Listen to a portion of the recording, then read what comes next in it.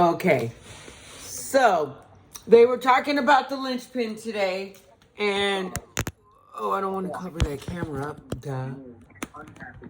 Okay, you right there. So where did I do? So this was the linchpin, right?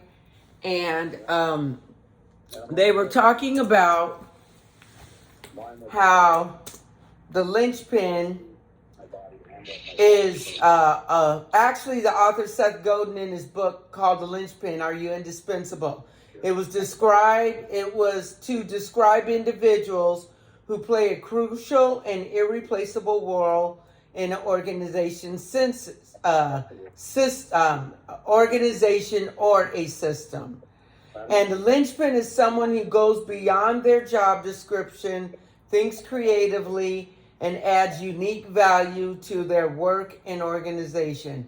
They are not just cogs in the machine, but they are rather key contributors who bring innovation, passion, and willingness to make a difference. Linchpins are known for their ability to connect the dots, solve complex problems, come up with innovative solutions, and they often inspire and lead by example. And their contributions are not easily replaced by automation or standard business processes out there.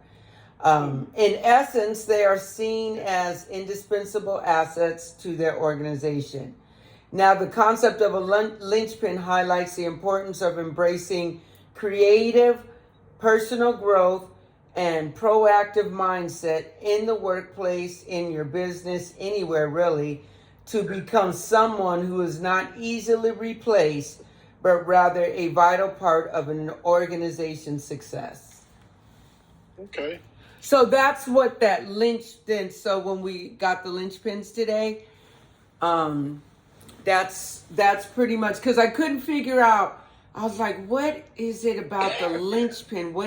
I didn't get how this related to business. And then when Susie explained it, I think, from the Geek Squad, because I'm part of the Geek Out community. Right. So when she explained it at the time, I'm trying to do the photo shoots and everything. So I'm trying to do photo content and everything at the same time. So I kind of was listening to it because I really wanted to know. But I also said when I get in, I'm going to make sure I look that up. And that's the information I came up with. Okay. So I guess when it comes to the linchpin, and I finished the book, by the way, okay? So the linchpin is really me, probably. But it's just a whole set of processes that when this one thing is holding it together, which is the attractive character, that person, whoever that person or whatever that thing is. And for my company, obviously, it would be me, because that's where the following is following that attractive character. It's already built. You know what I'm saying? Right. But Right. for a new company owner, they have the ability to choose someone to be that attractive character or to be it themselves. I find it easier, though, for me to just be myself and then just attract the people that are attracted to me than trying to be something that's made up. Right. And then Right. I got to deal with the stress of trying to remain consistent in that when I just as long as I'm me, it's a lot easier, and then my creativity really flows, because now I don't have to think about, I'm trying to stay in this certain kind of way. I just kind of let it flow. And the more I learn, it's definitely gives me more ability to be creative, because I can get better at what I do. And that's what it's about. Right. So that's pretty much what I learned from today. I mean, there was so much more. There was 3 different times it literally brought tears to my eyes. First, we went over the linchpin. That's what I'm there for. So I'm paying special attention and taking detailed notes. But then we went to the movement people. Okay, movements solve problems. Movements have followers and raving fans. Okay, we went through that. When belief changes, it's only a matter of time before everything else does. Which one? Okay, hold on. Perry Belcher. He spoke. I like Perry. I knew about him before I came, so that was really good. He talked about newsletters and how that fits into the Linchpin framework. We're going to go into more details on the Linchpin and each step of it over the next 3 days. But we talked about the different traffic sources, how newsletters are growing to be like the replacement for when like people just used to read the newsletters newspapers. And keep in mind, I had that newspaper company.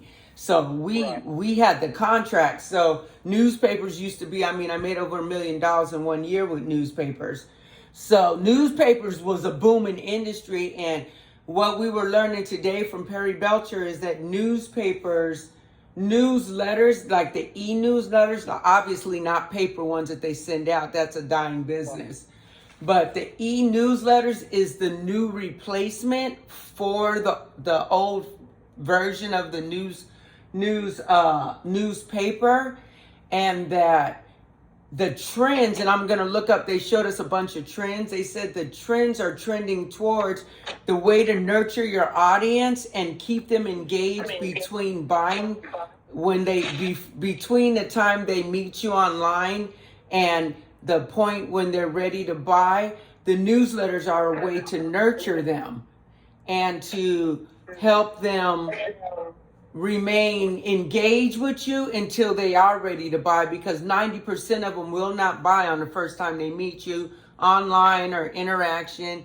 Even if it's $7 item, most people aren't going to bring out their credit card for $7 if they don't have some kind of relationship with you. And sometimes it just may be, hey, I was on the toilet and I forgot, because I do it all the time. I go to order something and don't finish the order. So it's not necessarily that they didn't even want it. So all that traffic, you can still keep engaged with them by having that newsletter going out that's talking about the things that are obviously of interest to them. And they also talked about polling your audience so that you can so that you know what to put in the newsletters to keep them engaged. What are the problems? What are the things they're looking for? What are the solutions they're looking for? That's how you form your newsletters every month. They gave us a framework of what to put in the newsletters to keep them engaged. So that's all going to be part of the membership.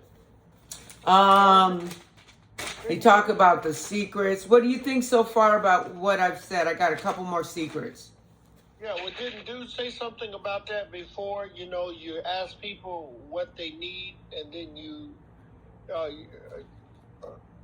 something like that. Yeah, the back when I took yeah, you're right though, when I took a couple courses ago, and they were talking about quizzing your audience and basically finding out what your audience is looking for, what are their pain points. That's why I spent so many weeks studying pain points and how to maneuver and position the pain points.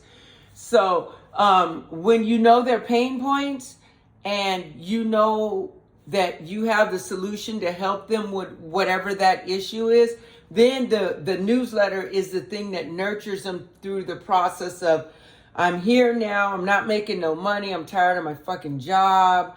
You know the spiel. You know, people are working for nothing and can barely pay bills and all that. So to have an opportunity is, it's cool. It's pretty cool. Yeah.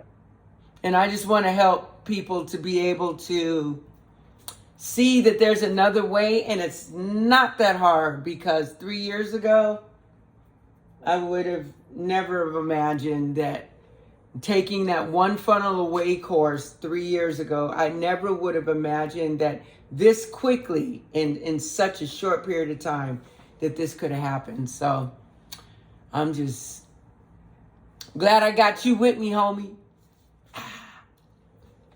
We're gonna ride and die, baby. I know. All right. Hold on. Let me get this off. Hold on, boo.